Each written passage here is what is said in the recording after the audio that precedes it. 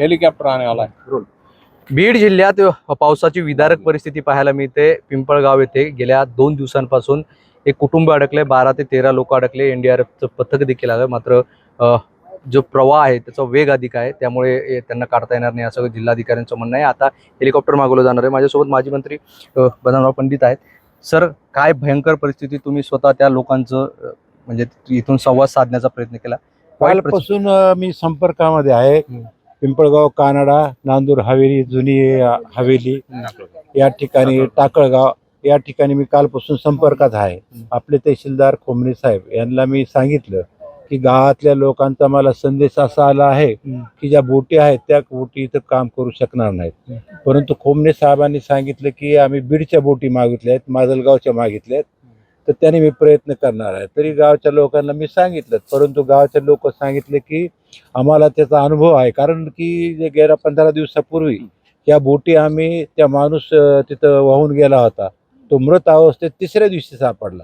त्या बोटीने काम केलं नव्हतं, त्याच्यावरून त्या गावाने अंदाज काढला आणि म्हणून त्या बोटी सुद्धा काम करत नाही असं खोमणे साहेबांना बोललो। परंतु खोमणे साहेबांनी त्यांनी सुद्धा रात्री 2-3 वाजता प्रयत्न केले, परंतु त्याचा काही उपयोग झाला नाही। मग आज स्वतः कलेक्टर साहेबांना मी फोन केला होता। कलेक्टर साहेब, एसडीएम साहेब या ठिकाणी आले, त्यांना आम्ही सांगितलं की गावाल्यांनीच सांगितलं, नंतर मी सांगितलं की हेलिकॉप्टर शिवाय पर्याय नाही।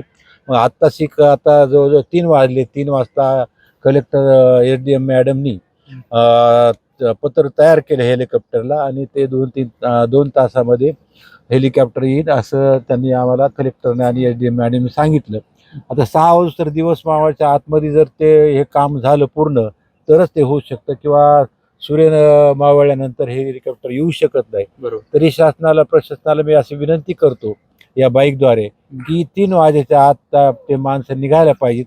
मी या NDTV वाल्याला माझ्या मोबाईलमधून तो माणूस जिथं अडकलाय त्या माणसाचे फोटो मी दाखवलेले आहेत आणि त्याची परिस्थिती भयावह झालेली आहे आणि तो खचून गेलेला आहे। तरी लवकरात लवकर प्रशासनाने हेलिकॉप्टर, लहान मुलं देखील अडकली आहे, लहान मुलं सुद्धा अडकले, 2-3 कुटुंब त्या ठिकाणी अडकलेले आहेत। तिकडे नांदूर हवेलीला सुद्धा 2-3 कुटुंब अडकलेले आहेत।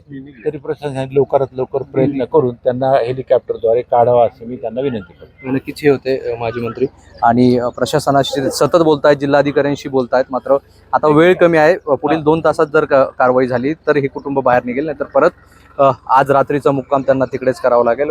आधीच ते भीतीच्या वातावरणात, त्यामुळे तात्काळ हेलिकॉप्टर बोलवून त्यांना सुखरूप बाहेर काढण्याची मागणी केली जाते। मोहसिन शेख, NDTV, बीड।